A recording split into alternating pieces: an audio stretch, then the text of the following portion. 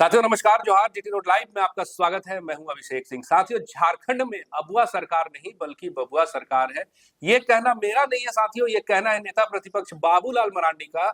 जब सदन में उन्होंने इस बात को रखा कि किस तरह से आज के समय में सरकार में अबुआ यानी अपनों की चलती नहीं है बल्कि बाबुओं की चलती है, जो सरकारी बाबू हैं उनकी चलती है। और इसको लेकर के न सिर्फ बाबूलाल मरांडी बल्कि तमाम भाजपा के विधायक और नेता जो हैं वो सदन के बाहर भी विरोध प्रकट करते रहे, हाथ में तख्तियां लिए, प्रशासन के खिलाफ कभी नारेबाजी करते हुए नजर आए तो कभी प्रशासन के साथ साथ चेतावनी देते हुए नजर आए कि सरकार जो है उनको होश में आना चाहिए।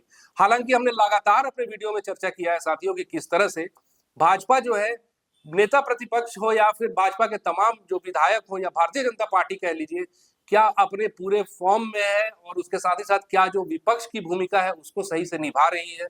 लेकिन अभी हाल में देखिए जिस तरह से विधायक दल की बैठक हुई है उसके बाद एक तरह से भारतीय जनता पार्टी में नया जोश देखने के लिए मिल रहा है और तमाम नेताओं में एक सामंजस्य देखने के लिए मिल रहा है कि किस तरह से उन्होंने सरकार को घेरा है, सरकार की कार्यशैली को घेरा है और उसके साथ ही साथ तमाम जो अभी सरकारी बाबू हैं उनको भी निशाने पे लिया है। चाहे बात आप कीजिए कि किस तरह से गिरिडीह के जो डीसी हैं उन्होंने जो एक अपमानजनक व्यवहार किया तमाम महिलाओं के साथ, वो भी उस दिन जिस दिन अंतर्राष्ट्रीय महिला दिवस था, या फिर रजरप्पा का जो मामला अभी हाल फिलहाल में काफी चर्चा में रहा है कि किस तरह से एक परिवार में जिसमें बुजुर्ग सदस्य भी है उनके सामने ही उनके बेटे को और एक पत्नी के सामने पति को पुलिस के द्वारा पीटा गया, हाथापाई की गई और धक्का मुक्की के साथ उनकी पिटाई भी की गई। इसको लेकर के भी भारतीय जनता पार्टी काफी आक्रामक रही। और अगर सदन की बात करें तो बाबूलाल मरांडी ने भी, चाहे बात हो पाकुड़ की घटना की हो या फिर गिरिडीह की हो, बड़े ही बुलंदी के साथ रखा है। हम चाहेंगे कि आप पहले इस वीडियो को सुनिए जिसमें बाबूलाल मरांडी ने क्या कुछ कहा है, फिर हम आगे की जो बात है वो करेंगे। प्रदेश की जो हालत बन गई है, सरकार कहती है कि आबुआ सरकार है, लेकिन आम जनता को आबुआ सरकार तो लग ही नहीं रहा है, लग रहा है कि बाबुओं की सरकार है।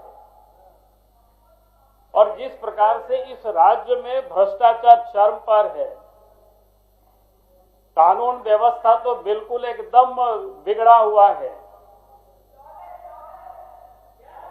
और आज अगर आप देखें चारों तरफ राज्य में हाहाकार है, कोई अंचलों में कोई काम नहीं होता है। मैं आज आपको एक घटना बता रहा हूं। माननीय संसदीय संथाल परगना से, यहाँ काफी विधायक हैं, मुख्यमंत्री भी उसी क्षेत्र से है।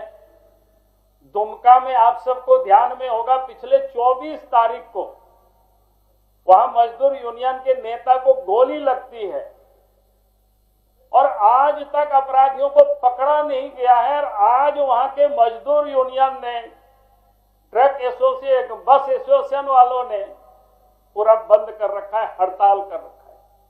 यानी किस प्रकार से सरकार काम कर रही है उसका एक उदाहरण है।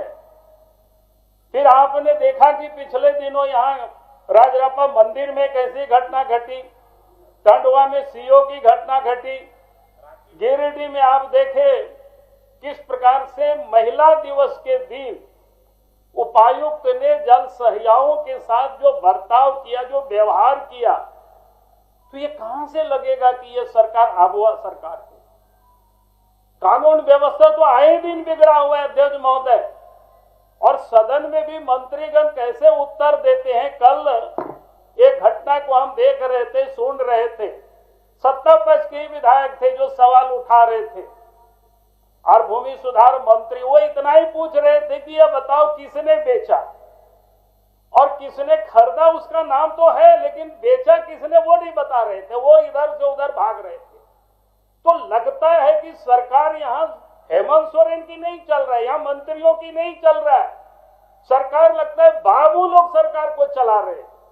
और इसीलिए हम कहेंगे अध्यक्ष महोदय, आप सब कुछ प्रश्नकाल छोड़ करके, ज्वलंत मुद्दा है, आज कोई अंचलों में किसी की बात नहीं सुनी जाती है, बिना पैसा से कोई काम नहीं होता है।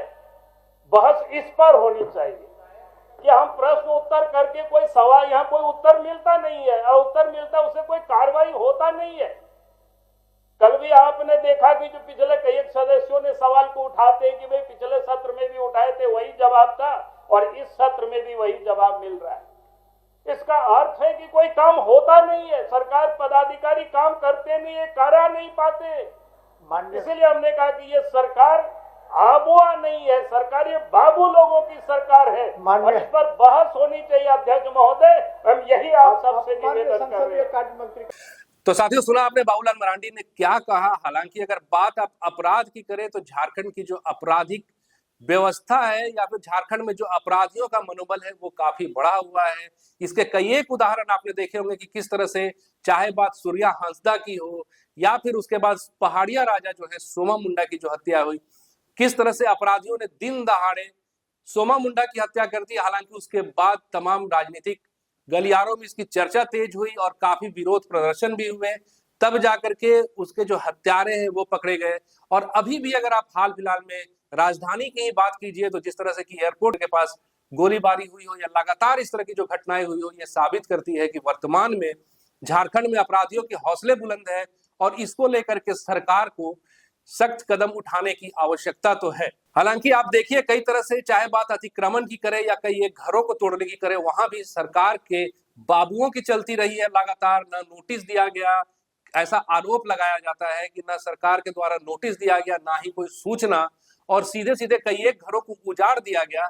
लेकिन नगर निकाय के चुनाव के परिणाम आने के बाद, चाहे बात आप रांची की कीजिए जिसमें मेयर रोशनी खलको किस तरह से कांटा टोली के तमाम क्षेत्रों में दौरा किया था, वहां के लोगों की समस्याओं को सुना था, और उसके साथ ही साथ वहां निगम के तमाम जो पदाधिकारी हैं, अधिकारी हैं, उनको भी सीधे सीधे शब्दों में किस तरह से कहा था कि पहले जो है वो नोटिस दिया जाए या फिर इनके कहीं एक विस्थापन की व्यवस्था हो, उसके बाद इस घरों को तोड़ा जाए। इसी तरह के कई एक मामले आप देखिएगा कोडरमा क्षेत्र से भी है, जहां जो अभी नव निर्वाचित अध्यक्ष है वो भी किस तरह से, चाहे बात आप कीजिए ट्रेड लाइसेंस को लेकर के या अन्य चीजों पे, निगम के सामने बतौर जनता के एक प्रतिनिधि के रूप में खड़े रहे। तो इन सब से ये एक एहसास तो है कि कम से कम आने वाले दिनों में शहर की जो सरकार है वो कहीं ना कहीं आम जनों को राहत जरूर देगी। लेकिन अभी भी कई एक मुद्दे हैं जिसपे कि बतौर विपक्ष भारतीय जनता पार्टी को आवाज उठानी चाहिए। जनता की जो आवाज है वो सरकार तक पहुंचानी चाहिए। साथियों, आज के लिए बस इतना ही। जाते जाते आपसे आग्रह है कि अगर आपने हमारे चैनल को सब्सक्राइब नहीं किया तो जरूर कर लीजिए, हमारे वीडियो को लाइक शेयर और कमेंट जरूर कीजिए। आज्ञा दीजिए, नमस्कार, जय हिंद, जय भारत।